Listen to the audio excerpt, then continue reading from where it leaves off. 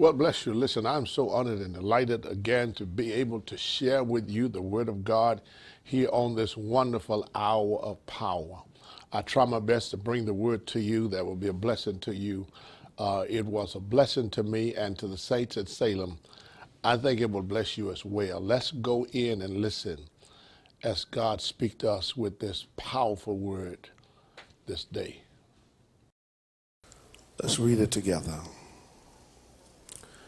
And a certain woman which had an issue of blood 12 years, and had suffered many things of many physicians, and had spent all that she had, and was nothing better, but rather grew worse. And when she heard of Jesus, came in the press behind, and touched his garment.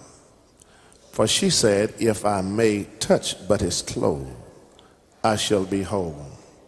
And straightway the fountain of her blood was dried up, and she felt in her body that she was healed of that very plague. And Jesus immediately, knowing in himself that the virtue had gone out of him, turned him about in the press, and said, Who touched my clothes? And the disciples said unto him, Thou seest the multitude throwing thee, and said, Thou who touched me? And he looked round about to see her that had done this thing. But the woman, fearing and trembling, knowing what was done in her, came and fell down before him and told him all the truth. And he said unto her, Daughter, thy faith hath made thee whole. Go in thy peace, and be whole of thy plague.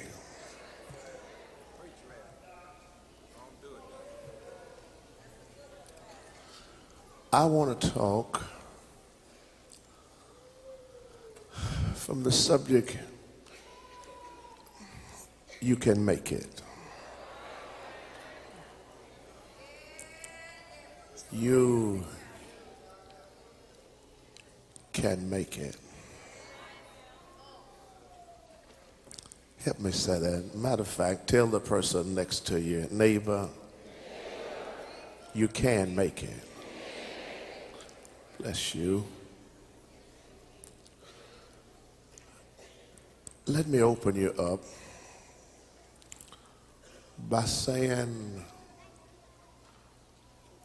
that what this woman experienced was what all of us yearned from. Nobody in their right mind seek and searches to be sick.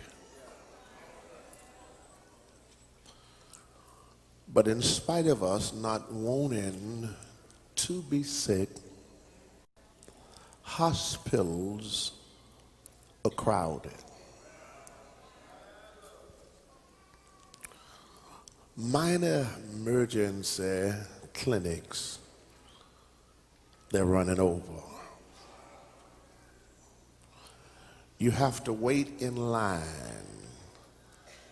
at almost all drugstores to get your prescription filled. It is not strange to have to make doctor's appointment 2 or 3 months in advance because of the multitude of people that's sick.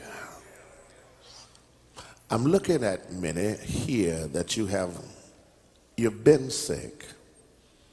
God healed many of you, and some of you are still dealing with your sicknesses now. It's something that you don't seek after. You would prefer and rather that it did not happen, but it just happens. You can try to do the best you can to live as healthy as you possibly can.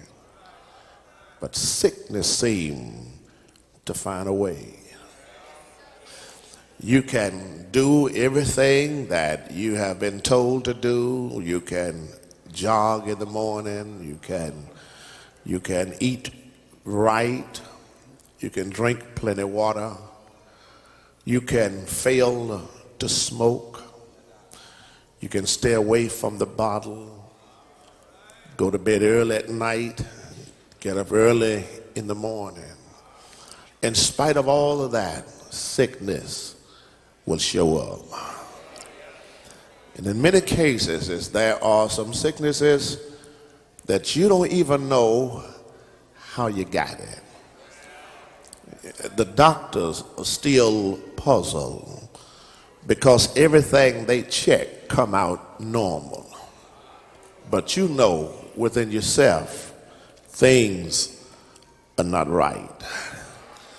And you don't want to stay sick. You're trying with all the means you know how to get well.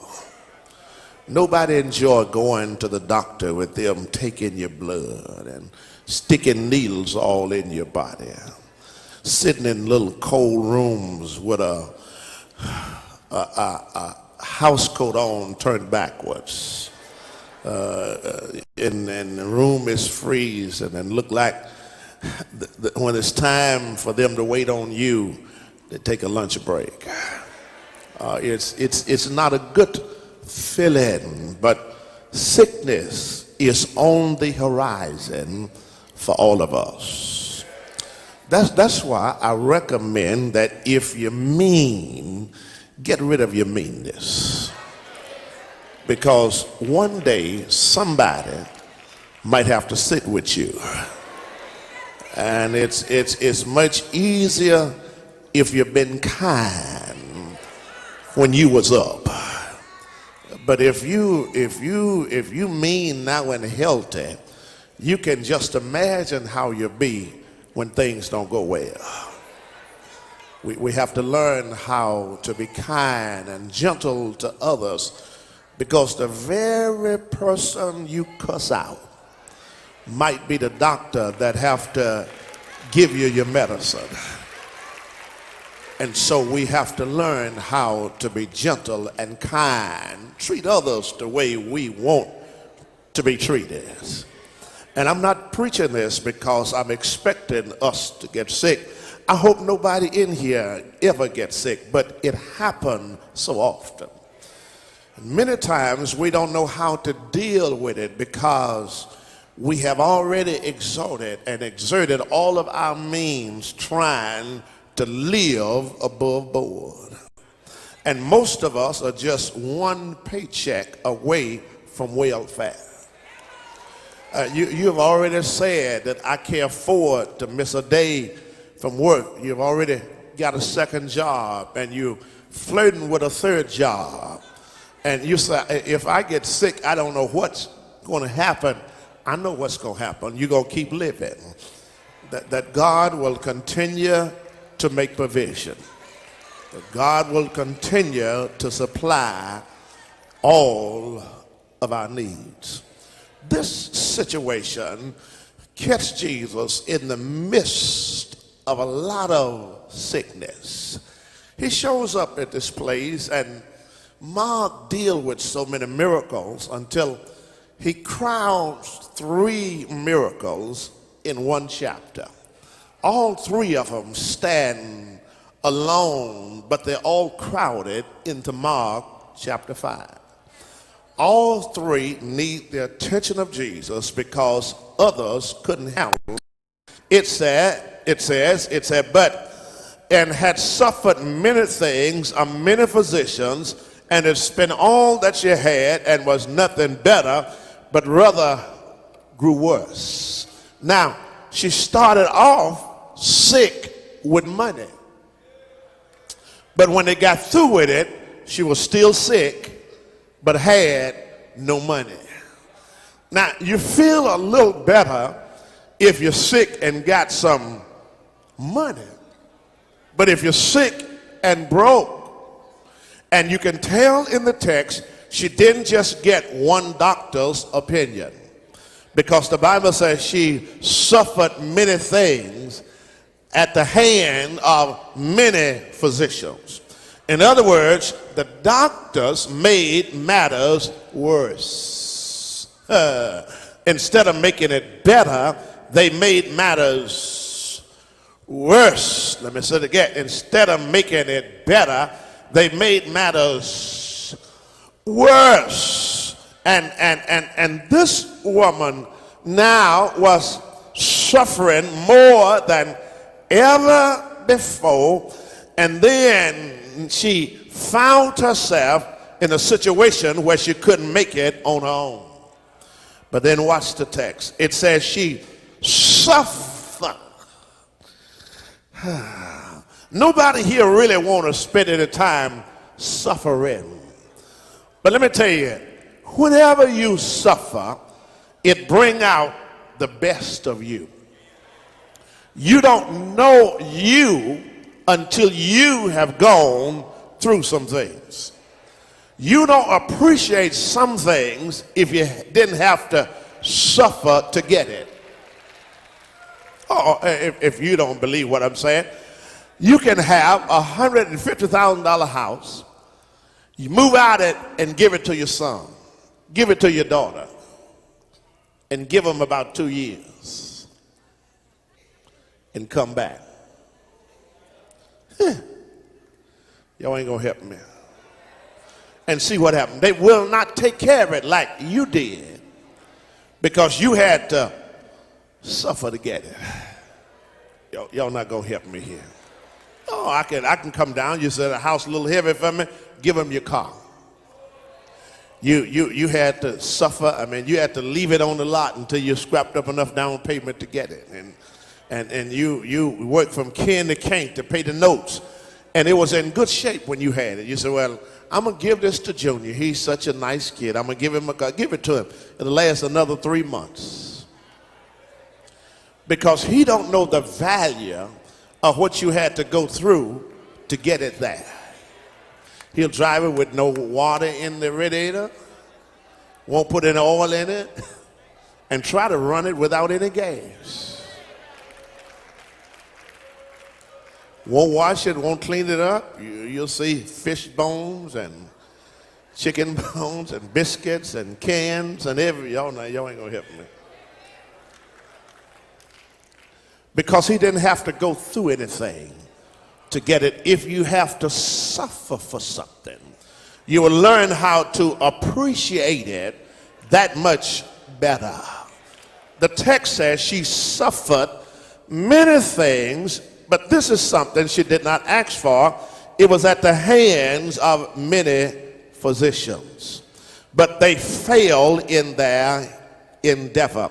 But watch the next verse. It says, but when she heard of Jesus, I said at the earlier service that it's good to have somebody around that's willing to talk about Jesus. I don't know who it was that allowed or told this woman about Jesus, but she heard it. Now, I do know who didn't tell her. She didn't hear it on the radio. She did not hear about him by means of television. She didn't read about him in the newspaper. And the reason I know is because there was no radio or television or newspaper around. So somebody had to tell.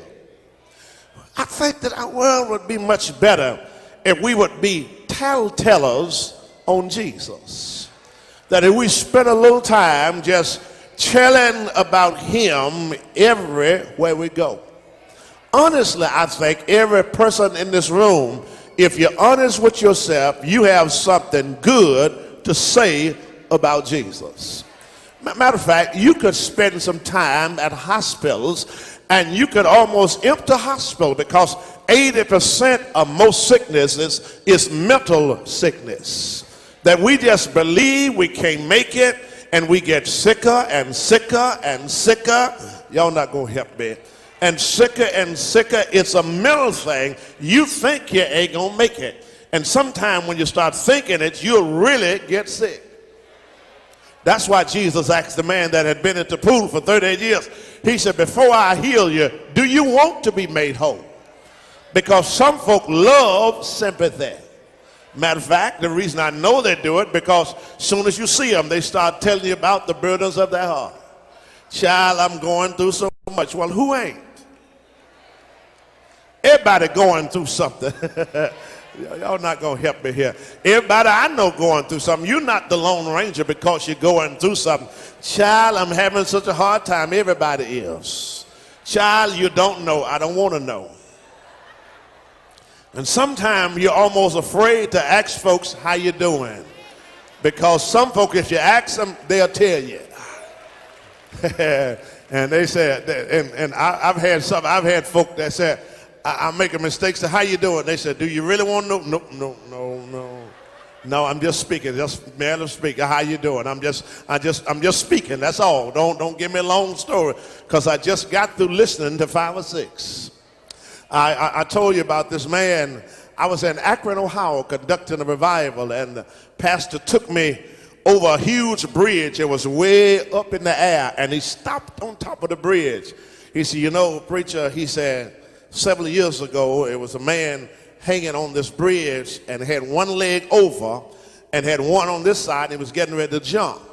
Preacher pulled up and stopped, jumped out of the car. He said, sir, you don't want to do that. Nothing is that bad to make you want to jump over the bridge. He said, take your leg on back across and tell me your story. Man took his leg back over and told the preacher the story. The preacher jumped.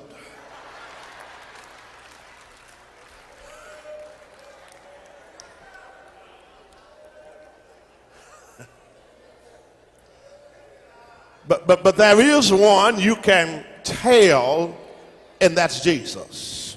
Now notice what it said. It said, and when she heard of Jesus, watch the promptness, came, y'all don't mind if I talk through this, came in the press. Soon as she heard, she came. In other words, she moved swift. You see, many of us hear about the Lord, but we put what we hear on delay and say, one of these days I'm going to see him. But you cannot keep putting it off. You need to rush to him as soon as you can. Evidently, whoever it was that told him had had some kind of experience with Christ themselves. And the reason some people don't say nothing, they have not had an experience with Christ. Now you hear people say, I'm saved, I got religion. But if you've had an encounter with Jesus, I mean a real encounter with him, if you've been at the point of death and the Lord brought you back, if you've been shown up down and everybody else counted you out and nobody but the Lord delivered you, you got a story to tell. Y'all not here. You got something to tell somebody if you've had a real encounter with the Lord. And that's why it just looked like to me it ought to be a lot of talking going on around here, telling somebody he's dealt just what he said he is.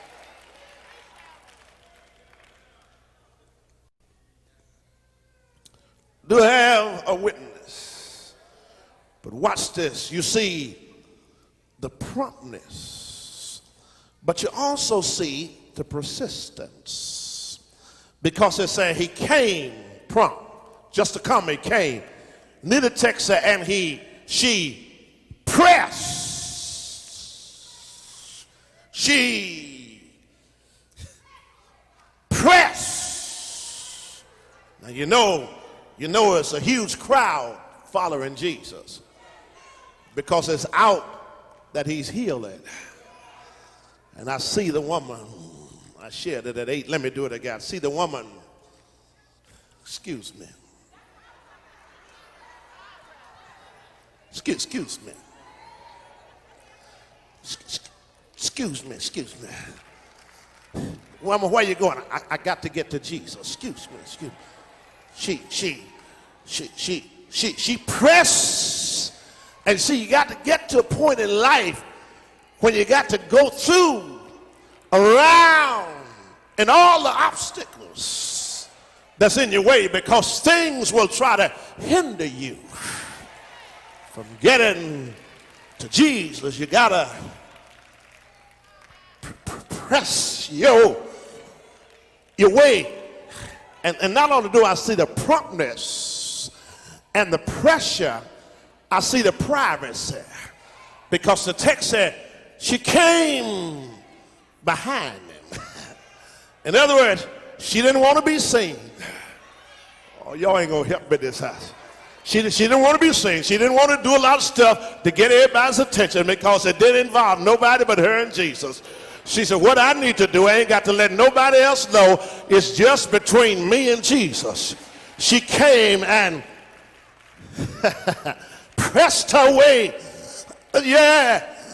behind. And the text said she touched. Now, the rabbis, when they wore their robes, they had hanging at the bottom of the robe little tassels like things, little tassels hanging on the robe. And those tassels represented that they represented the law. Ever got a witness it? And really, all she touched was the tassel. Ever got a witness here? That's all she touched was just, she really just touched the hem that was on the hem. She touched the H-E-M hem that was wrapped around the H-I-M hem. You don't mind if I preach a little? She touched, have I got a witness?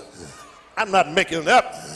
She touched the hem of his garment. Watch this. And while she was on her way, she was talking to herself. Now somebody would say, wonder who, and she said, listen to her. She said, if I can but just touch the hem.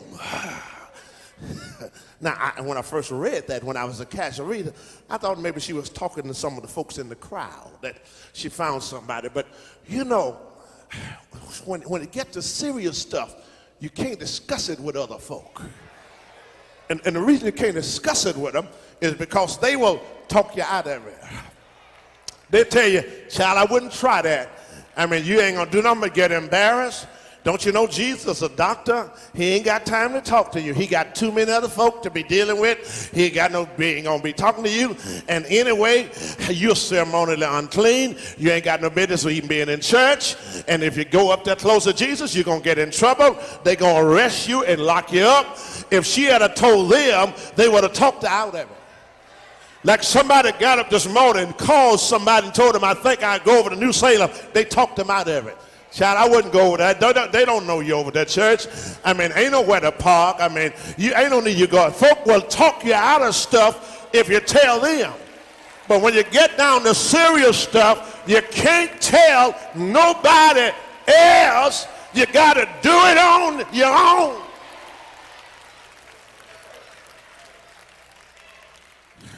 She started talking to herself. I mentioned this as 8, and this is the last thing I'm gonna mention. I had at 8, and then I got to go on. That this man went to the supermarket pushing his cart and had a little boy, and the little boy just just crying and hollering, and the guy pushed his cart. So hang on in there, Albert. It's gonna be all right, Albert. You know, it ain't gonna be much longer, Albert. Just steady talking. hang on in there, but it's going to be all right. All the way through the supermarket, just push it, talking to Albert. Albert, it's going to be and got up to the cash register, and the lady at the cash register said, sir, you deserve to be commended. I noticed you all through the supermarket talking to little Albert, encouraging little Albert to hang on. I mean, you must be his daddy. You deserve to be commended for that. And he said to this lady, my name is Albert. Say, that's Mikey right there. We got a witness here. So I ain't talking to him. I'm talking to myself. I'm looking at somebody in this house. You've been talking to yourself. And you see, sometimes you got to encourage you that when other folk put you down and talk about you can't make it, you gotta have a real good conversation with yourself. You got to say to yourself, I'm weak, but he's strong. I don't know where I'm going, but he's the way. I ain't got no money, but he will supply my every need. You got to start talking. We got a witness here to yourself. I know folks say you're crazy if you talk to yourself, but don't let that bother you. They say you're crazy anyway. Whether you talk to yourself or not, they think you're crazy. But you got to forget what they said and encourage your own self.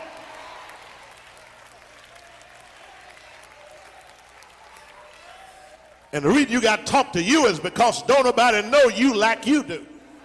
You can talk yourself out of stuff. We got a witness here. And every once in a while, you need to rebuke yourself. You need to tell yourself, you know you're wrong. You know you ain't got no business doing that. You know you need to leave that alone. Have we got any help in here? You know you need to get somewhere and sit down. You need to count up the cost. It's good to spend some time talking to yourself. Have I got any help in here? And now notice what she said. For she said, if I may but touch his clothes, I shall be made whole. Now, the woman was not looking to get well. She was looking to be made whole. Now, that's a difference in being healed over and against being made whole. We got a lot of folk in here, you got well, but you ain't whole. Have I got any help in here? You got a lot of folk in here. You ain't got to take medicine no more, but it's still something wrong with you. You're not on nerve pills, you're not on tranquilizers, but your get up and go ain't that no more. I don't believe y'all gonna help me here. You don't have the zest you used to have. You don't love folk like you ought to love them. Oh, y'all not gonna help me here. You don't skip for the Lord like you used to skip. Your body is well, but this woman said, I'm not looking for wellness. I'm looking for wholeness. You see, this is what happened to those 10 lepers when they came to Jesus and said, Lord, you can make us clean. Jesus said, go your way, show yourself to the priest. Well, they went, but one thought about it. He said, look, we didn't tell him thank you. And he turned and went back and said, Master, you see, the priest had to pronounce you being clean. So on their way, they looked at the hands. Hands started looking new. They looked at the feet and they started looking new. They had a new walk, had a new talk, had a new bounce. And the 9 thought about all the stuff they had missed because you couldn't hang around with your family. They headed to have a party. But one turned back and said, Master, I came back to tell you thank you. Jesus said, well, were there not 10? He said, Master, I ain't got nothing to do with them. I don't know what happened to them. And Jesus said to the one, go your way. Your faith have made you whole. In other words, he got a healing and a wholeness. Have I got a witness here? And see, that's what you need. You don't just want to get well, you want to be made whole. Well, bless you. Thank you again. I hope and pray that you were blessed while listening to this message. I'm sure that it inspires you to continue to be a student of the Word of God, commit your life to Jesus Christ, and live a life that will be pleasing in His sight. These are challenging times, but God is a God that knows how to make things right. God bless you. Have a wonderful day.